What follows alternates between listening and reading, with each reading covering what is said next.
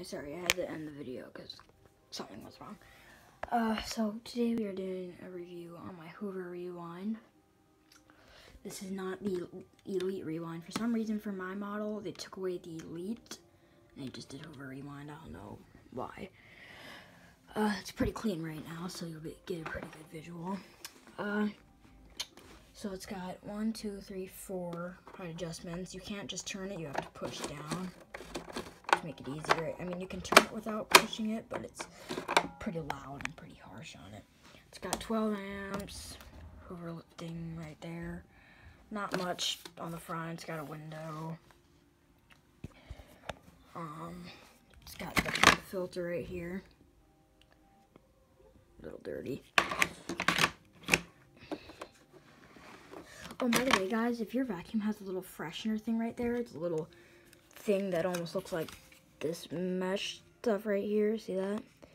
It had the same thing right here, and it was completely stuffed up. So I took that off, and it was like right behind that, and I've used it a lot ever since I did that. So it's a little dirty, and our house gets really dusty and really dirty, so that's why it gets dirty kind of fast. I got to get a new one. It's got plastic wheels, but they spin pretty well. I just need to oil them up. I oiled up the ones on this one. I'll show you how good they actually sound if you oil them up. I just gotta lift it up somehow. They spin very nice.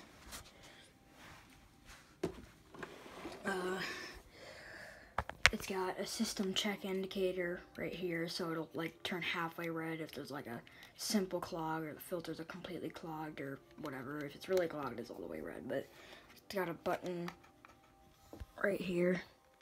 Just push down on it and this opens up. Underneath these screws here, you take these two screws out, and then underneath there's another filter, because basically what this does, where the air comes out, there's a hole right there coming out like that, and then it comes to this filter, and then it comes up around here around the bin.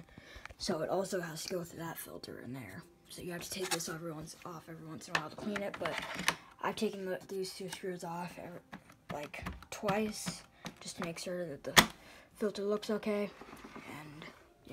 And yeah, this is the gasket I oiled up. I didn't oil up this one because it doesn't even seem like a gasket. It's like very not rubbery. It's like some kind of fabric. And then it's just got a nice plastic thing. It's kind of cool looking.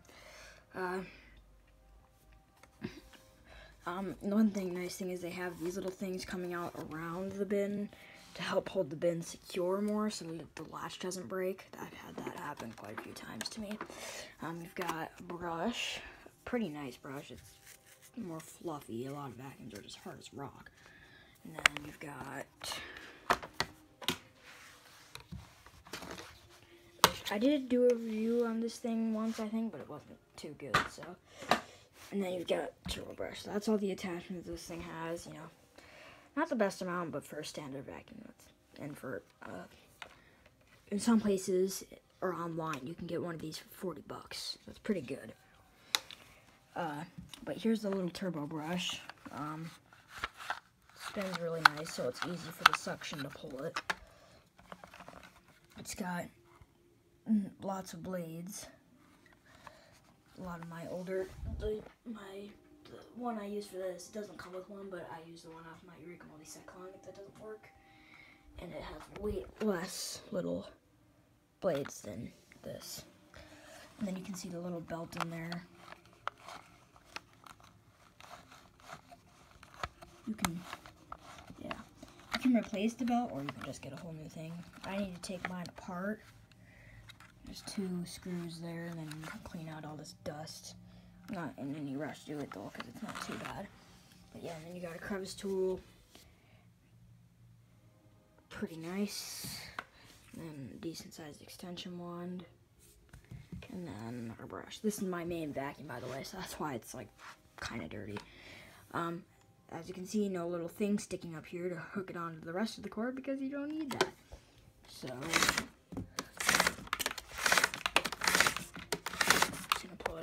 to show you.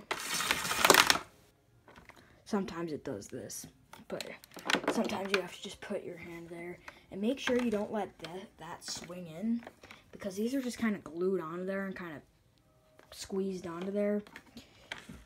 So one day this thing's gonna come flying in there, and from a lot of doing that, one day it might just fling off. So once it gets to the end, if it's going really fast, just kind of slow it down and then let it ease in. That's the section you can put intake. This just snaps in like that. Nice on board.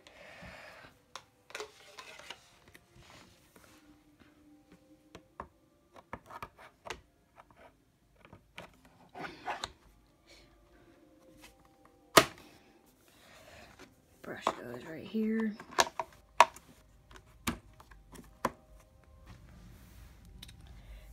If you have a clog, you can easily just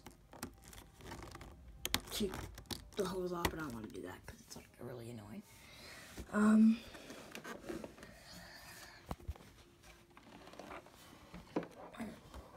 I'll show you all this stuff in there after I do the bottom.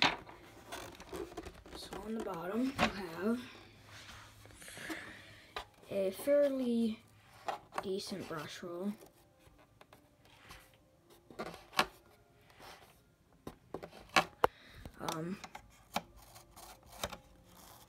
Fairly stiff. Mine aren't too worn down, but it's only a year old, so they're a little more worn down than they should be. I just took off my brush roll and cleaned it. Actually, I only used it today for vacuuming out the cracks in the computer room because the floors are old. That's all I used it for. I didn't even use it on carpets today, so it's not really that dirty again. Me and my friend, she likes to like do this stuff with me, so she helped me clean out all the bottom of this so it's not that dirty anymore. I had to get as much of it out from behind there as I possibly could. Clean it all. By the way, that my sister put that on there. Well, I put it on there because she likes it. All of my vacuums have to have something special. That one has a little green bracelet. This one has a key, but she likes to play this game where we just play with the vacuums, and one of the vacuums gets the key. Whatever the one that gets the key is the one I like the most, and the one that's like the one I prefer the most. This one I just put that on there. I don't really know what one I prefer the most. It's definitely not that one because it's really hard to use and it struggles on a lot of things, but I'm of course not going to get rid of it just because of that. But yeah, it's also got a plastic brush roll, not a wood one. It's got weights in it. I think that's what these are for, just the screws. Eureka usually has weights, but Hoover just shoves screws in the brush roll. So with the bin, I might need to do a part 2 for this actually. Okay, so with the bin, you just screw off the top, and then got this. Make sure you keep this seal right here clean. It's really important. Make sure there's no dirt on it. My sister loves to clean this one and this one for this one.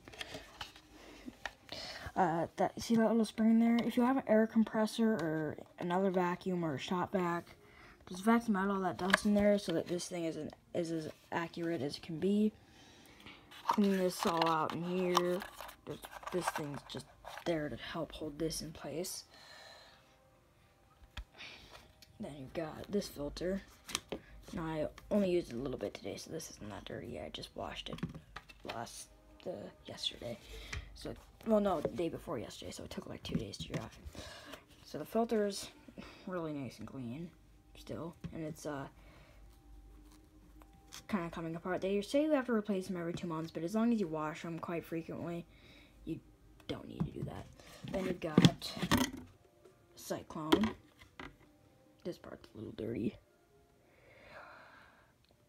Right in there, you keep that seal clean. Whenever you clean it, just clean it.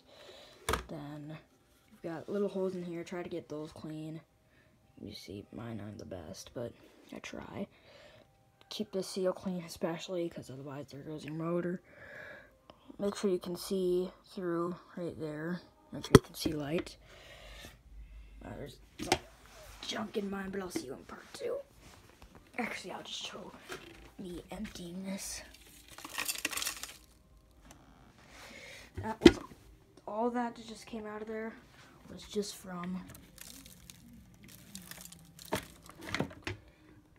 only from my mom's computer room. She uses literally almost not at all, to be honest with you. But I'll see you in part 2 after I put all this back together.